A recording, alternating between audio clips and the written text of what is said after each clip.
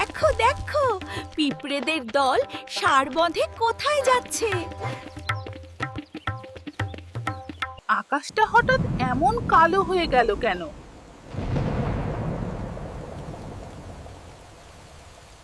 ওরে,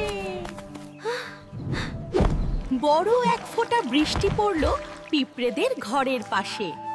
অপু আর দিয়া দ্রুত কিছু একটা করার চেষ্টা করছে।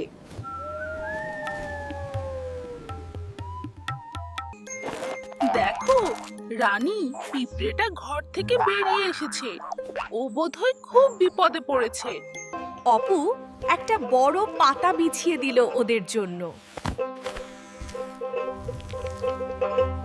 সব পিঁপড়েরা এবার পাতার উপর চড়তে শুরু করেছে।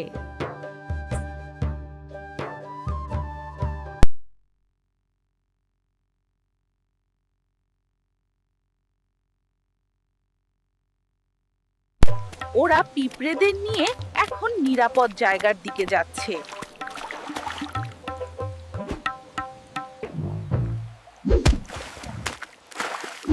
হঠাৎ পথের মাঝে একটা বড় ব্যাঙ এসে হাজির।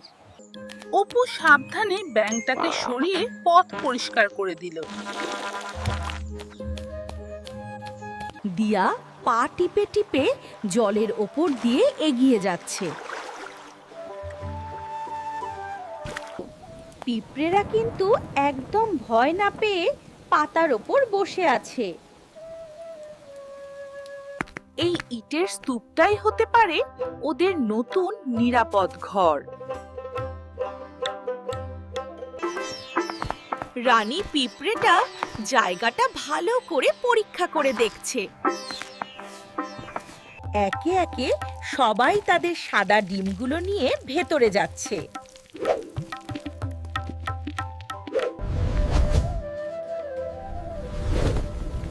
দিয়া ওর ওড়না দিয়ে লঙ্কার গুঁড়ো সরিয়ে দিচ্ছে। ওই দেখ, একটা মোরগ ওদিকেই এগিয়ে আসছে। অপু বুদ্ধি করে মোরগটাকে মুড়ি দিয়ে অন্যদিকে সরিয়ে দিল।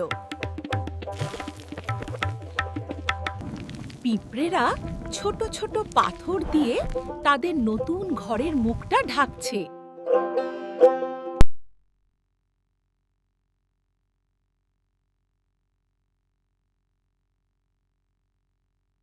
মিষ্টি জল খেয়ে পিঁপড়েদের যেন সব ক্লান্তি দূর হয়ে গেল।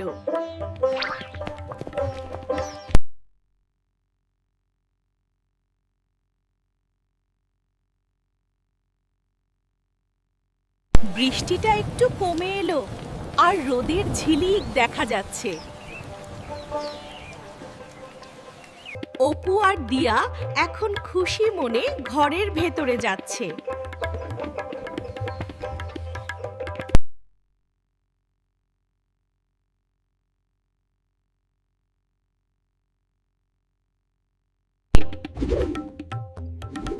বাইরে পাহারা দিচ্ছে ছোট্ট এক সৈনিক পিঁপড়ে। ভেতরে সবাই মিলে এখন খুব সুখে থাকবে।